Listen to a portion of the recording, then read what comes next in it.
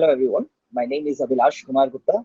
सो आज हम लोग नीट के जो इस साल के 2023 के एग्जाम हुए हैं उसके फिजिक्स के सॉल्यूशंस देख रहे हैं, है ना। So I will be starting with the question number 13 of the paper E4, right. So let's be. आपके पास सवाल है, पहला वाला सवाल है 13 नंबर वाला। तो वो है, in a plane electromagnetic wave travelling in a free space the electric field component oscillates sinusoidally at a frequency of 2 into 10 to the power 10 hertz and amplitude is 48 volt per meter, then the amplitude of oscillating magnetic field is। तो बच्चों एक बहुत ही simple सी बात है, आपको पता होनी चाहिए कि मेरे पास मैग्नेटिक फील्ड और इलेक्ट्रिक फील्ड का एम्पलीट्यूड लिंक्ड है। और वो किस तरीके से लिंक्ड है, अगर आपके पास इलेक्ट्रोमैग्नेटिक वेव्स अगर आपने देखा हुआ है, और वो बहुत सिंपल है कि E naught is equal to V naught times C, where c is the speed of light। और आपको क्या पूछा है, खाली बी नॉट के बारे में पूछा हुआ है। अच्छा, तो आप सोच रहे होंगे ये फ्रीक्वेंसी का क्या काम है, कुछ नहीं, खाली आपको कंफ्यूज करने के लिए दिया गया, उसका कोई काम नहीं। It is not utilised in the solution. तो आपको बस कुछ नहीं करना है, बी नॉट की वैल्यू निकालनी है। तो what is the value of B naught, it's simply equals to E naught by C. तो अगर मैं इसको सॉल्व करूं, इस वाली वैल्यू को सॉल्व करूं, let's see the answer, just second. तो ई नॉट की वैल्यू आपके पास कितनी गिवन है, 48 गिवन है। and c की value as we all know 3 into 10 to the power 8, right। अगर मैं इसको सॉल्व करूंगा आंसर क्या मिल जाएगा, ये मिल जाएगा 16 into 10 to the power -8। तो हमको ऑप्शन के साथ हमारा आंसर मैच करवाना है। Tesla is the unit of the magnetic field, right. तो ऑप्शन के साथ मैच करवाना है, तो ऑप्शन के साथ एक मैच कर रहा है 1.6, इसको कर दूंगा into 10 to the power -7 Tesla. तो अपने पास ऑप्शन के साथ कौन सा आंसर मैच कर रहा है, ये थर्ड वाला। So 13 का answer as we got is right. Now proceeding towards the next question. Question number 14. Question number 14. So question number 14 में क्या बोला है, the minimum wavelength of X-rays produced by electron accelerated through a potential difference of V volt is proportional to। अच्छा, एक चीज हम लोगों को पता है कि एक्सरेज हम लोग कैसे प्रोड्यूस करते हैं। बहुत सिंपल सी बात है, आपके पास यहाँ पर एक इलेक्ट्रॉन गन रहती है।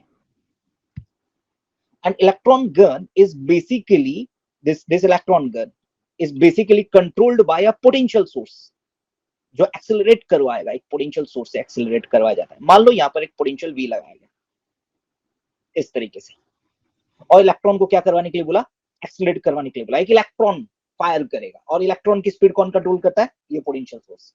और ये इलेक्ट्रॉन कहां जाके टकराता है, ये इलेक्ट्रॉन टकराता है एक सरफेस पे। एक यहाँ पर मान लो एक हैवी मेटल है, हैवी मेटल के सरफेस पे टकराता है, हैवी मेटल के सरफेस पे टकराता है।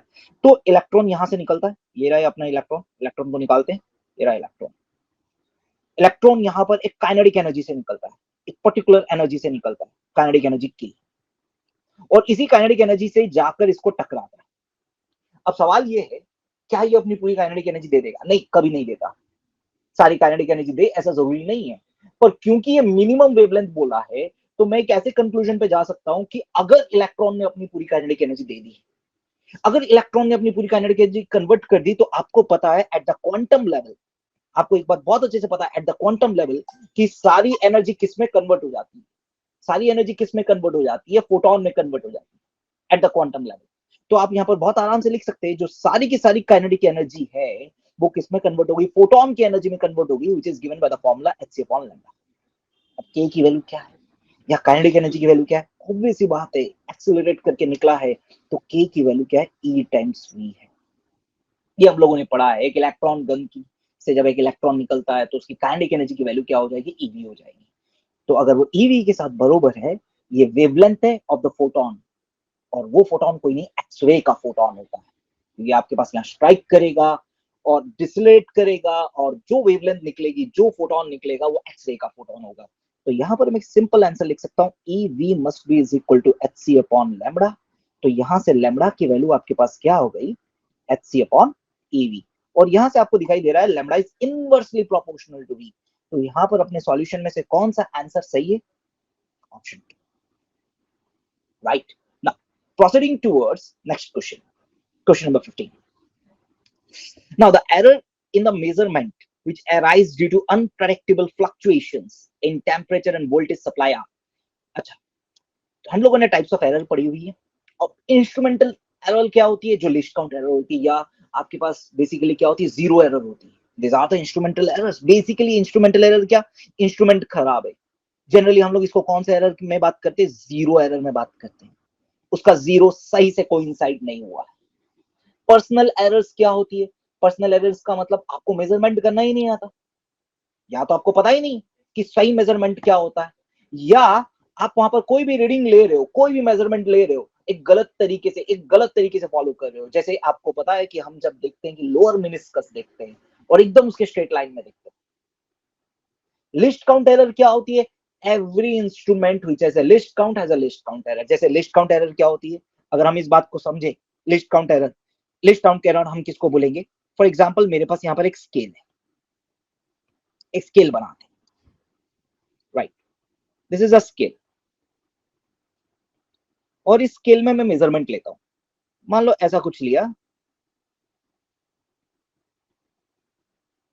ये हो गया 1, ऐसे 1 2 3 4 5 एंड सो ऑन, ऐसे हो गया। अब मेरे पास यहाँ पर एक लाइन मेजर करना चाहता हूं। अब ध्यान से देखिएगा, लाइन कहां से स्टार्ट हुई, यहां से स्टार्ट हुई, यहां एंड हो रही है। अब अगर मैं आपसे पूछूं इस लाइन की लेंथ क्या है, तो आप बोलेंगे, आप तो कंफ्यूज हो गए, आप बोलेंगे सर 1.1 से लेकर 1.2 के बीच में लाई करिए। बट नहीं, मैं आपसे पूछूंगा एग्जैक्ट लेंथ बताओ। तो आपको भी पता है, आप हमेशा कौन सा चूज करते हो, left most, nearest left most choose करते हो। तो इधर measured by this scale is 1.1 centimetre, इस लाइन की लेंथ है। पर आपके पास तो एरर आ गई ना, आपके पास तो एरर आ गई। जो 1.1 से लेके 1.4 के बीच का जो डिस्टेंस है, आप जैसे कि यहाँ पर देख सकते हैं, आराम से देख सकते हैं, यहाँ पर इतनी तो एरर आ गई ना, ये वाली एरर। ये क्या है आपके पास, एरर ही तो है। अब आपको एक बात मैं और बता दूं, अगर आपको लगता है ये वाली एरर है तो सही बात है, तो मैक्सिमम कितनी हो सकती है, आप 1.19 को भी क्या बोलोगे, 1.1 ही बोलोगे, 1.199 को भी क्या बोलोगे, 1.1 बोलोगे। तो मैक्सिमम एरर कोई भी इंस्ट्रूमेंट में किसकी बरोबर हो सकती है, उसके लिस्ट काउंट की। यहाँ पर उसका लिस्ट काउंट कितना है, 0.1। तो इधर मैक्सिमम एरर जो इसकी होगी, जो क्या हो सकती है, जैसे मान लो आप यहाँ पर अगर रीडिंग क्या होती, अगर आपके पास रीडिंग अगर आपके पास रीडिंग क्या होती, 1.199 होती, तब भी आप इसको क्या बोलते, क्योंकि आप स्केल से मेजर कर रहे हैं, स्केल में लिस्ट काउंट 1.1 है, तब भी आप इसको क्या बोलते, तब भी आप इसको क्या रीड करते, आपके लिए वो रीडिंग क्या होती, जस्ट अ सेकेंड, आपके लिए वो रीडिंग तब भी 1.1 ही लिखते। तो यहाँ एरर कितना आ रहा है, अगर मैं आपसे पूछूं इधर एरर निकालना है, आप बोलेंगे सर इधर एरर है 0.0999, तो which is approximately equals to 0.1 centimeter, and this is nothing but the list count of the scale। और इसी एरर को हम क्या बोलते हैं, लिस्ट काउंट एरर बोलते हैं। इसी एरर को क्या बोलते हैं, लिस्ट काउंट एरर बोलते हैं। इसका मतलब हमारे पास जो टेम्परेचर एंड वोल्टेज फ्लक्चुएशन ना इंस्ट्रूमेंटल में आया, ना पर्सनल में आया, ना लिस्ट काउंट में आया, अपने पास क्या बचा, random. And this errors are called random errors, जो हमारे कंट्रोल में नहीं है। Temperature fluctuation and voltage fluctuation, इसमें हम कंट्रोल नहीं कर सकते, राइट, वो हमको पता नहीं चलेगा, and that comes under random. Now next, let's proceed towards next question, question number 16. Now question number 16 says the magnetic energy stored in an inductor of inductance 4 microhenry carrying a current of 2 ampere। ये एकदम direct सवाल दिया गया है, एकदम direct सवाल पूछा गया, आपको बोला मैग्नेटिक एनर्जी निकालनी है। आपको पता है magnetic energy in inductor given by the formula half L I square. देखो सिंपल है, where L is the inductance, I is the current। तो आपको यहाँ पर कुछ नहीं करना, बस L की वैल्यू डालो। L की वैल्यू क्या है, 4 माइक्रो हेनरी है, तो 4 into 10 to the power minus 6, और I स्क्वायर दिया हुआ है, तो इसका मतलब मैं यहाँ पर क्या बोल सकता हूँ, 2 का whole square. Now if you are going to solve it, आपके पास आंसर सिंपल आ जाएगा, 8 into 10 to the power minus 6 joule, which we can say 8 micro joule. तो ये वाला सवाल मेरे ख्याल से बहुत ही आसान है, एकदम डायरेक्ट सवाल दिया गया जिसमें कोई कंफ्यूजन भी क्रिएट नहीं होना चाहिए। तो इसका आंसर सिंपल क्या आ जाएगा, 4, which is 8 micro joule। Proceeding towards next question, question number 17। 17 में क्या है, ये जरा अच्छा क्वेश्चन है और इसमें थोड़ी सी अच्छी कैलकुलेशन भी है, तो ये वाला जरा ध्यान से देखिए। आपको बोला गया है metal wire has a mass 0.4 in plus minus 0.002 grams. चलिए, तो अगर हम लोग यहाँ पर देखें, मैं इधर इसका मास पहले लिख लेता हूं, मेरे पास मास की वैल्यू आ रही है 0.4 प्लस माइनस 0.002 ग्राम्स। तो बच्चों मैं यहाँ पर मास का परसेंटेज एरर तो निकाल ही सकता हूँ। अब आप सोच रहे होंगे सर आप परसेंटेज एरर क्यों निकालना चाहते हो मास का, व्हाट इज द रिक्वायरमेंट। अब आप देख लो, मैं यहाँ पर आगे की भी स्टोरी बता दूंगा कि मैं क्यों निकालना चाहता हूँ परसेंटेज एरर। तो उसके लिए मेरे को एक वायर ड्रॉ करना पड़ेगा। मेरे पास यहाँ पर एक वायर है, देखो, और वायर का शेप क्या आ रहा है, सिलेंडर आ रहा है, राइट। इसका मास भी दिया हुआ है, इस वायर की लेंथ भी दी गई है। What is the length here, 5 plus minus 0.02 centimetre. In fact इसका रेडियस भी दिया गया है मुझे। रेडियस की वैल्यू कितनी गिवन है, 0.3 प्लस माइनस 0.001 मिलीमीटर। ना इसको मैं किस में कन्वर्ट कर सकता हूं, सेंटीमीटर में। तो ये हो जाएगा 0.3 plus minus 0.001 into 10 to the power -1 centimetre. हो गया। तो अब बच्चों डेंसिटी कैसे निकालते हैं, डेंसिटी हम लोग कैसे निकालते हैं, बहुत सिंपल सा फॉर्मूला है क्या डेंसिटी का, हम लोगों ने बचपन में भी पढ़ा हुआ है, अभी भी पढ़े हैं। तो डेंसिटी का फॉर्मूला क्या है, rho is equal to mass times volume.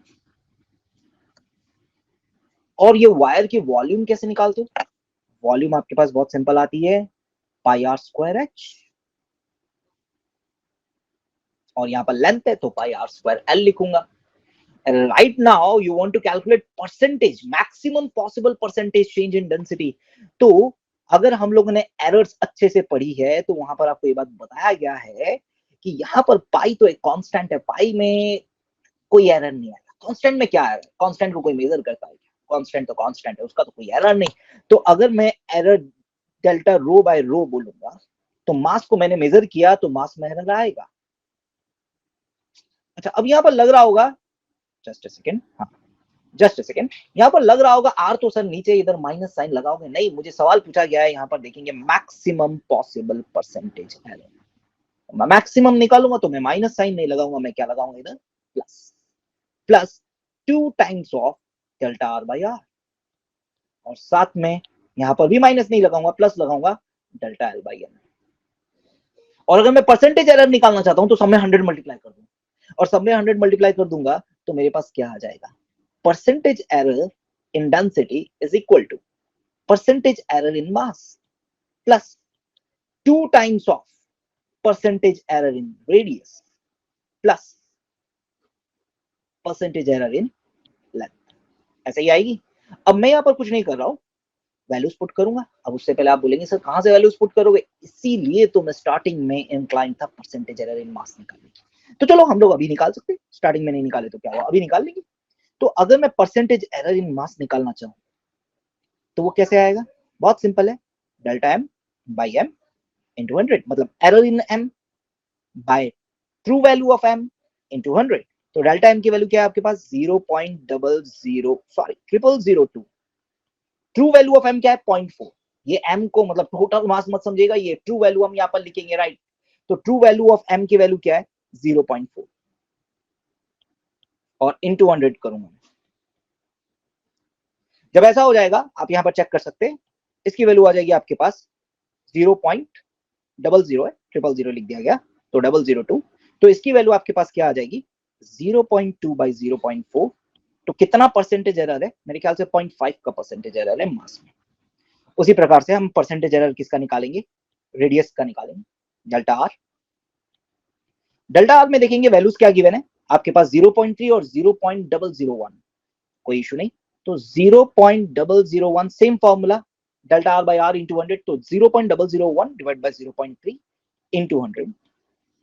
Now if you will be solving it, आपके पास वैल्यू क्या आ जाएगी, 0.1 बाई 0.3, so that is going to be 1 by 3, which is nothing but 0.33। Next, last आपके पास आता है percentage error in length.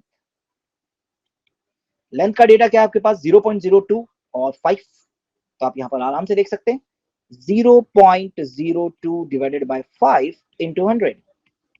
So values क्या आ रही है वापस से, 2 by 5, दैट इज 0.4। तो हमारे पास अब सबकी परसेंटेज लेंथ आ गई, एरर आ गई। एंड वही डेटा को मैं कहां पुट करूंगा, इधर पुट करूंगा। यहां पर क्या आ रहा है, 0.5 plus 2 times of 0.33 plus 0.4 and when you are going to solve it आपके पास आंसर आ जाएगा 1.56%।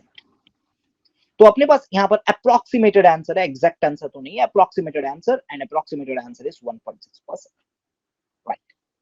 So that's the question number 17। तो इसमें थोड़ी सी कैलकुलेशन थी, तो कैलकुलेशन थोड़ा सा ध्यान से करना था, और कैलकुलेशन अगर थोड़ी सी भी इधर उधर गड़बड़ हो जाती तो आपके पास आंसर गलत आ जाता है, राइट।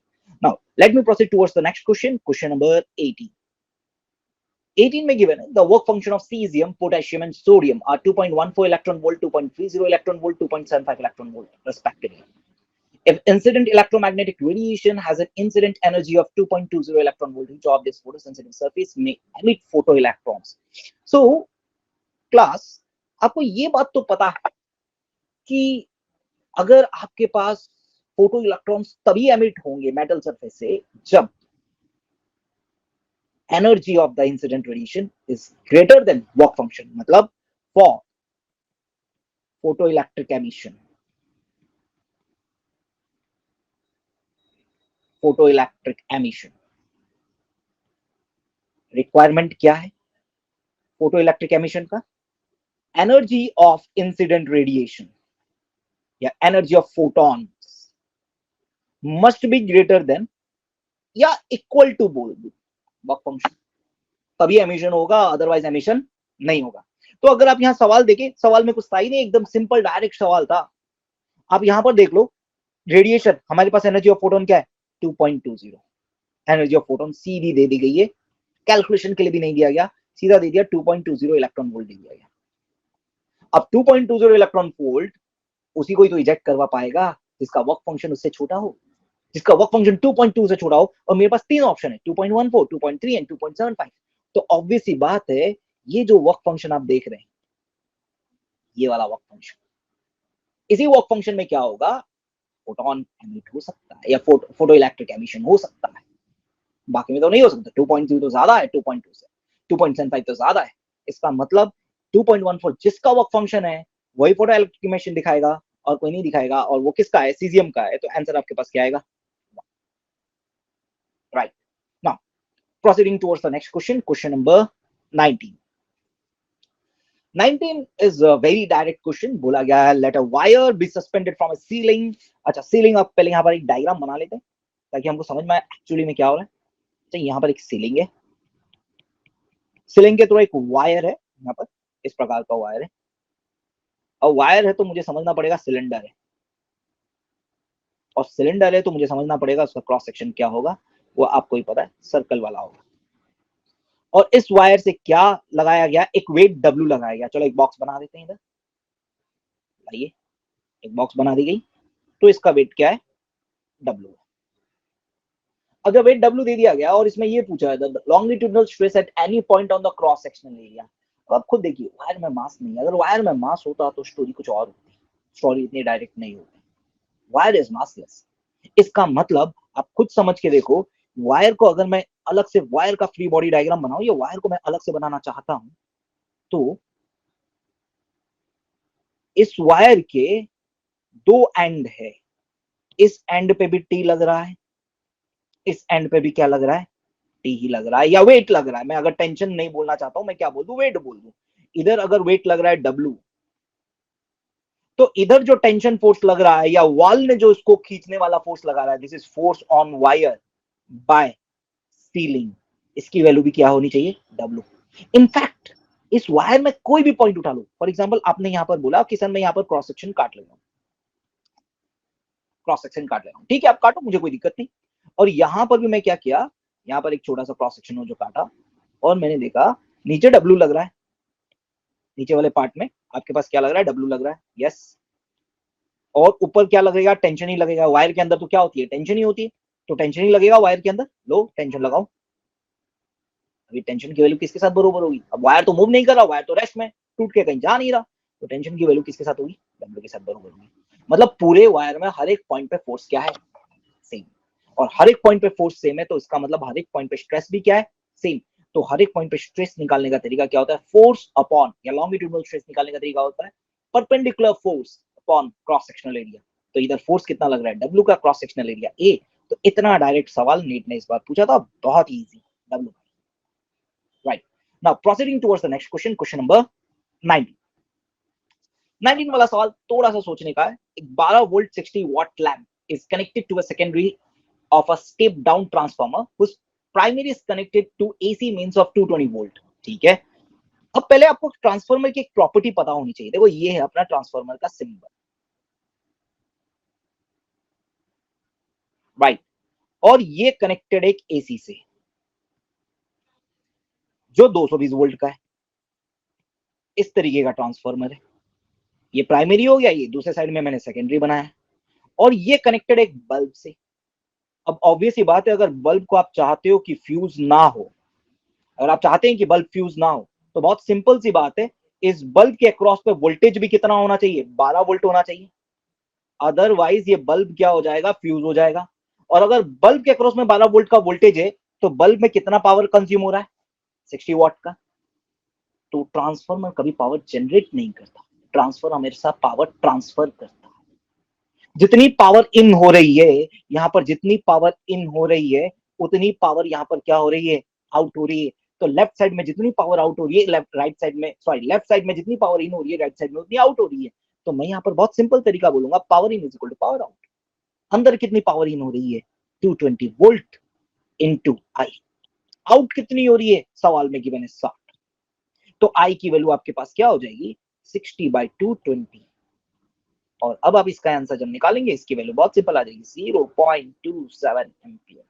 तो ये छोटी सी सोचने वाली बात थी, इसमें थोड़ा सा फंस सकते थे, बाकी इसमें कोई दिक्कत नहीं है। बस इतना ही समझना था, जितना इन हुआ उतना आउट हुआ, right. Now let's proceed towards next question, question number 21। 21 is a direct question, statement based है। यहां पर बोला अगर इलेक्ट्रिक फ्लक्स जीरो है over the surface, electric flux क्या बताता है, number of net field lines entering या एग्जिटिंग द सरफेस। अगर जीरो बोल दिया, इसका मतलब जितनी फील्ड लाइंस एंटर कर रही है उतनी क्या कर रही है, एग्जिट कर रही है। फ्लक्स उतना ही बताता है और कुछ नहीं। आपके पास क्लोज सरफेस से फ्लक्स लिखा हुआ है, अब आप पढ़ सकते हैं electric flux to the close surface, यही तो है, इज इक्वल टू जीरो। और फ्लक्स क्या बताता है, number of field lines entering और एग्जिटिंग द सरफेस, और क्लोज सरफेस है। अगर जीरो बोल दिया मतलब जितनी इन की है उतनी आउट की है, दैट्स इट। इसके अलावा इसका कोई और मतलब नहीं है। तो यहां बोल दिया गया number of flux lines entering in the surface must be equal to the number of flux leaving it. यही आपके पास सही आंसर है। बाकी हम लोग देख लेते हैं। The magnitude of electric field on the surface is constant, नहीं बता सकता इस बारे में। Electric field on the surface क्या हो सकती है, कांस्टेंट भी हो सकती है, वेरिएबल भी हो सकती है, कैंट से। All the charges must necessarily be inside the surface, ऐसा पॉसिबल नहीं है, क्योंकि मेरे पास गॉस लॉ होता है, और यही मेरे पास गॉस लॉ है, Q internal upon epsilon not. अगर अंदर में सारे चार्जेस होते तो फ्लक्स कभी भी जीरो नहीं होता। तो अंदर में नेट चार्ज क्या है, क्यू इंटरनल इधर क्या है, जीरो है, इसलिए नेट फ्लक्स यहाँ पर क्या है, जीरो है। तो यहाँ पर ये सवाल गलत दिया हुआ है, थर्ड पॉइंट गलत दिया हुआ है। एंड फोर्थ यहाँ पर गिवन है, the electric field inside the surface is necessarily uniform. बच्चे अगर अंदर में आपके पास नेट चार्ज जीरो है, तो अंदर में आपके पास नेट फील्ड भी क्या है, जीरो है, तो यूनिफॉर्म कहां से आएगी। तो फोर्थ ऑप्शन भी आपके पास क्या हो गया, गलत हो गया। तो एक ही करेक्ट ऑप्शन बचा, that is correct option 1। Now proceeding towards question number 22। 22 question में मेरे ख्याल से इसमें बोनस होगा, क्योंकि आपको यहां बोला गया radius of gyration of the solid sphere of mass m and radius of gyration of the same kind of hollow sphere of same radius.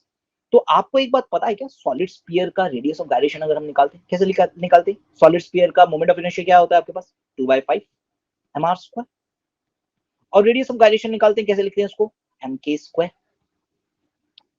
तो रेडियस ऑफ गायरेशन इसका k1 क्या आ जाएगा, √2/5r।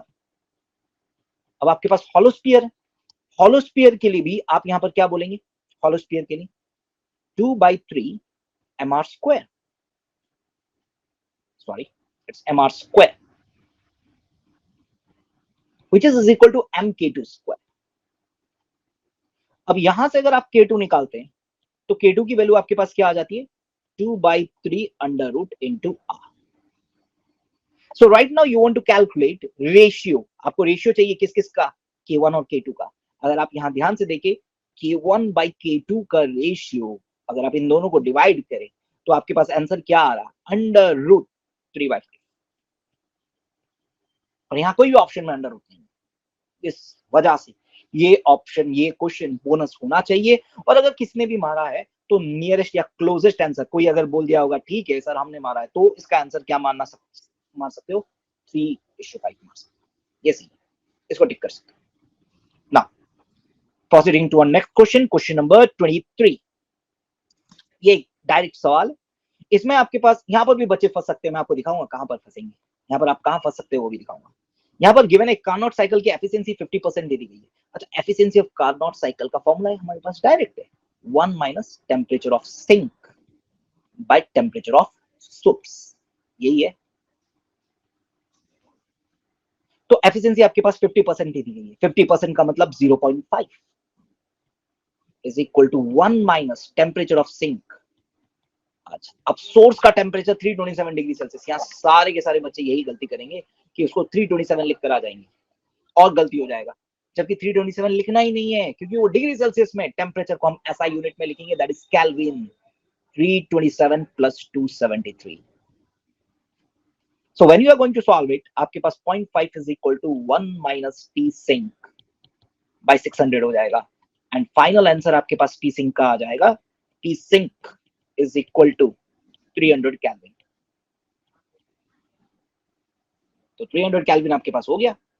अब केल्विन के लिए आप डिग्री सेल्सियस में check कर सकते हैं, और आपको पता है 300 kelvin is nothing but 27 degree Celsius, option 1, right. Now question number 24।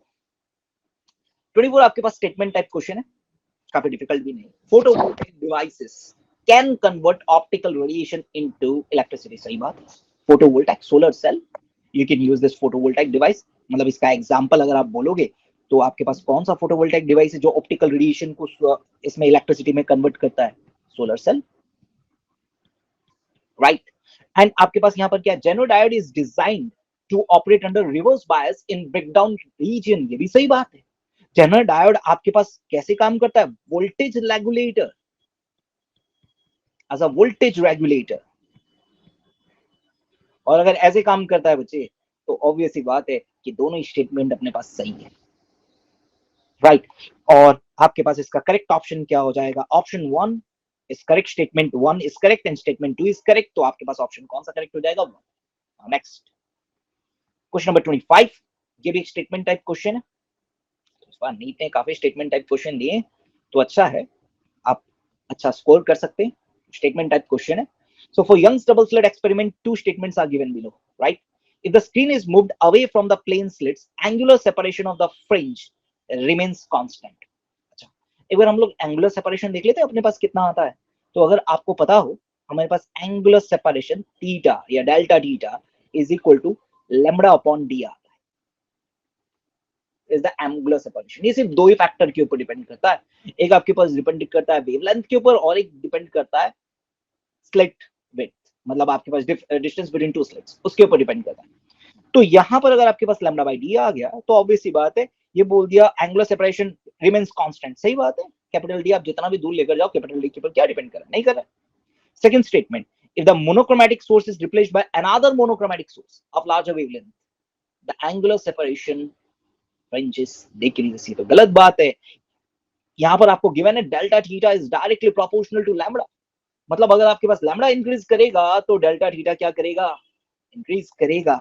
तो आपके पास पहला वाला स्टेटमेंट तो ट्रू है, पर दूसरा वाला स्टेटमेंट आपके पास क्या है, फॉल्स है। तो आपके पास क्या आ जाएगा, आंसर क्या आ जाएगा, statement 1 is true and statement 2 is false. And the last question that I will be discussing of late is question number 26. A bullet is fired from a gun at the speed of 280 meter per second in the direction 30 degree above the horizontal. The maximum height attained by the bullet. तो मेरे ख्याल से ये projectile का question है कि नहीं। तो यहाँ पर आपके पास एक बुलेट को आपने फायर किया हुआ है, दिस द बुलेट, राइट। उसकी स्पीड कितनी गिवन है, u is equal to 280 metre per second. अच्छा, 30 डिग्री अबव द हॉरिजॉन्टल, तो 30 डिग्री अबव द हॉरिजॉन्टल से आपने फायर किया हुआ। अब आपको बोला है कि इसका पाथ तो सभी को पता है, सभी बच्चों को पता है, इसका पाथ तो कुछ ऐसा है, राइट। तो आपको ये बोला गया है कि ये हाइट निकाल के बता दो बस। और मेरे ख्याल से इसके लिए अपने पास डायरेक्ट फॉर्मूला है, h is equal to u square sin square theta upon 2g. So let's put the values. u square sin square theta, that is 280 का स्क्वायर, sin 30 की वैल्यू इज 0.5, 0.5 का square divide by 2g, 2 into 9.8 जैसे लेने के लिए बोला गया। So after you solve it out, आपके पास आंसर सिंपल आ जाएगा 1000 मीटर। सो आई होप आप लोगों को सभी सॉल्यूशंस समझ में आए हैं जितना आपको बताया गया अभी, right? So thank you very much.